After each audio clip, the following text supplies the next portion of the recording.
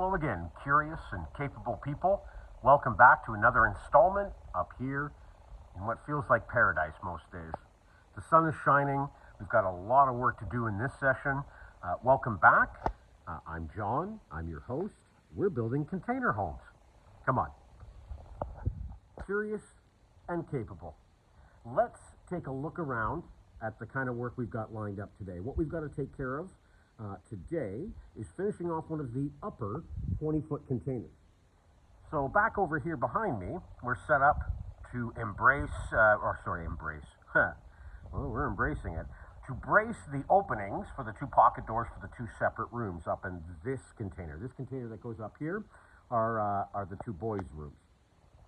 These ones here, once we've got the opening cut to size and braced in for the structural components, we'll be able to do another full seam weld all the way around, much like we did on the, sorry for the close-up. Face made for radio. I really should be just getting to welding and stop with the silly jokes. Once we've got those in, we've got to get the frames of the windows in. Once we've got that taken care of, that should be most of the structural, and that would make that container ready to lift. The next container after that, we've got to do the second one, and this will be the upstairs bathroom and daughter's room. So in this case, again, same thing. We've got to do a very large opening. This one opens right up because it gets built in with a larger room space up top on the mezzanine.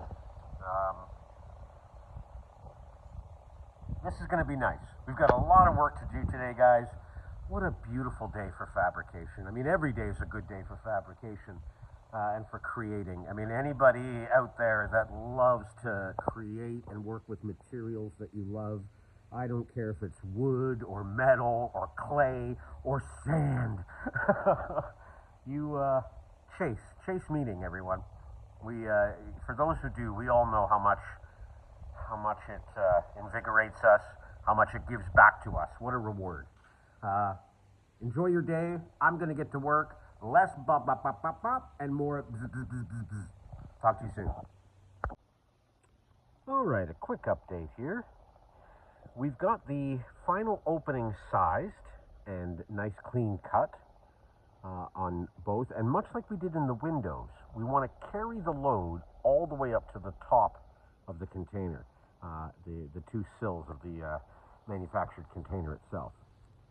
So same like we did on the last session, we cut a slot right through, coming through the container so that we can run that piece from bottom all the way up to top to make sure we carry the load of the opening.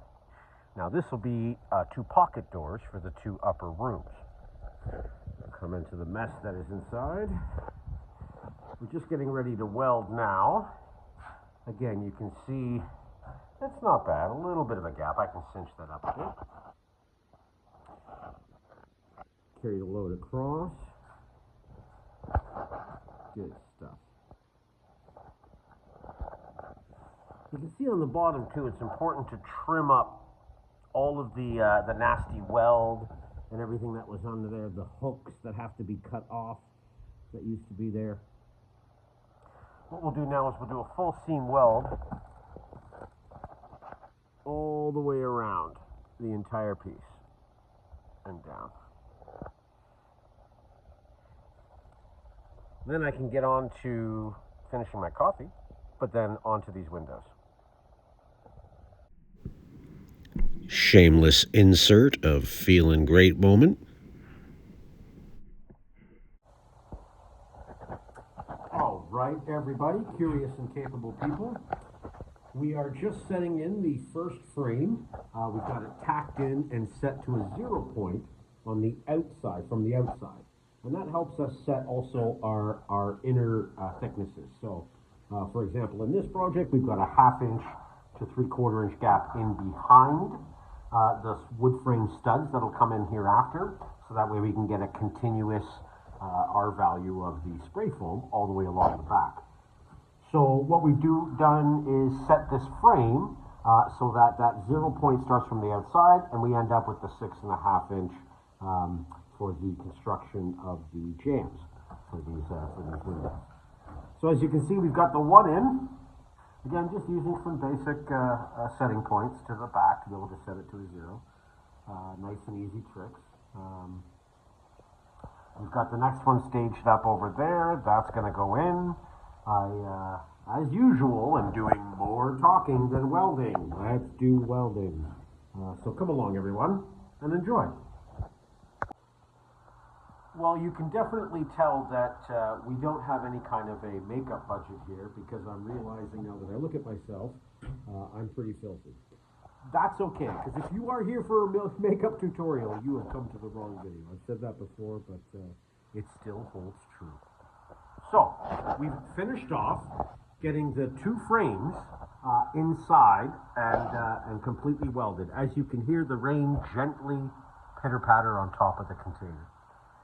We just beat the rain, and it makes me feel like we're on nature's schedule and we're right on time. Because the last weld was made, and I had time to take a sip of my coffee, and lo and behold, it started raining. One thing I wanted to go over too, in these windows, because we're using the original windows where a frame was already, I already had that welded and put in place. We want to make sure that, again, you're always carrying these loads. So you can see I've added 2 pieces of HSS box tube coming up. Again, even though the window frame itself is completely welded in and totally seamed in, we also want to control any of that bulging. The load transference is really critical to get from that top sill down to the bottom of the containers. Despite what everyone thinks, containers are inherently weak pieces of structure. Let me explain a little bit. We'll go off on a tangent. Containers are magical pieces of engineering. Well, not really magic, it's really just engineering. But what you have is you have the ability to stack hundreds of thousands of tons of weight on containers and in containers. 10 high, you see them stacked up on the container ships. But again, all of that load transfers directly over the corners. And when you look at the corner, well, it's a bit rainy out here, but we'll come out for a sec. The corners of these containers are built and roll formed extremely strong. So the ability, and again, that weight all projects directly down and transfers down through the corners. You can imagine a container ship. If I went and cut a hole in one of those bottom containers, you can see the entire stack come right down. The inherent strength of a container is lost the moment you cut into it.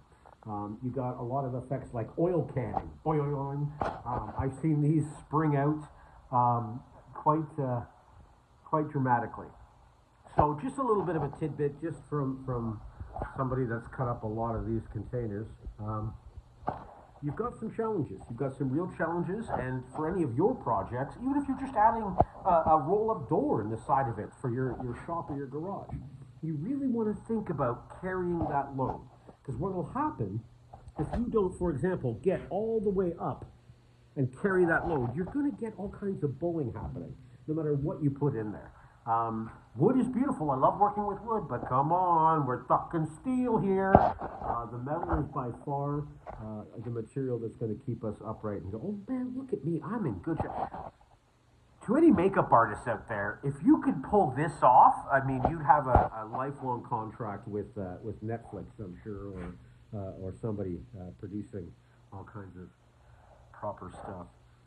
Yeah, production value is not what you're here for. You're here for, hopefully, some useful information. And I'll do my best to always provide that, even in a long-winded and drabbling on sense. So I'm going to go get a fresh coffee, wait out some of this rain, and we've got some more welding to do. We'll get on to the other upper container. But as you can see, we've just finished that upper 20-footer. And that's ready to go in and to be lifted in. Now we've got to finish this one and get the same state of preparedness. But lots to do. Let's keep going. A little bit of coffee, maybe let the rain pass. We're back at it. Mother Nature and I are good friends, so we make a good team. All right, talk to you guys soon.